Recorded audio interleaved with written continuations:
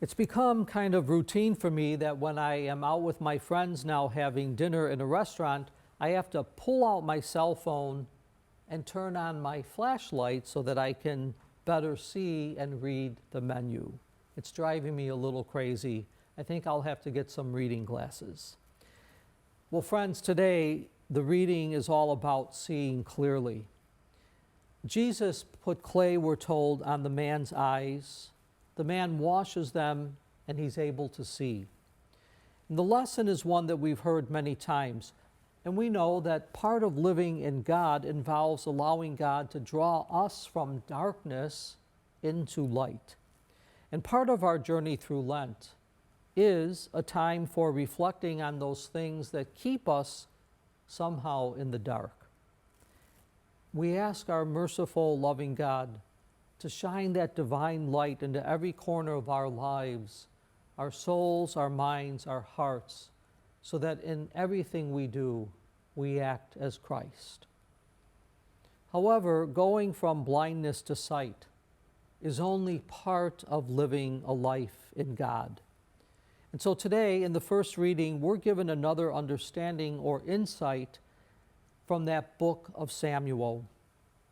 We're reminded not to judge from appearances and to recall that man does not see as God sees. And so if we look back on the first reading, Jesse presents his 7 sons to Samuel, wanting one of them to be chosen as king. But Samuel sees that the future king is not among them, and he asks, "Do you have any other sons?" And that's when Jesse brings his youngest son, David, who's been out tending the sheep. And God tells Samuel that's the one to anoint as king. And everyone is shocked by this. But the story reminds us that God allows Samuel to see in David what God himself sees.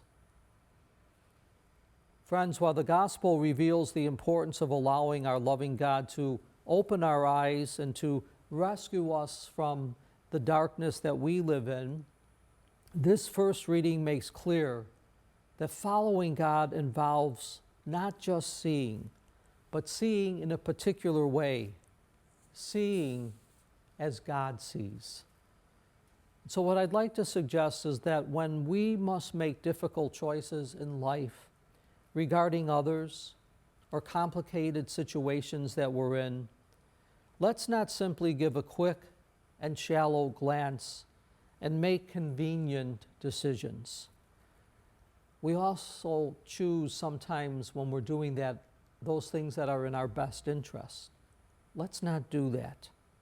Rather, when these situations arise, let's pause in those moments and honestly ask ourselves, if God were viewing this person, if God were viewing this situation, which God is, what would God see?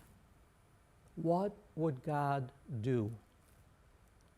And once we're able to figure out what God would see and what God would do, that's when we need to ask for the grace to embrace the answer that we have received and act on it.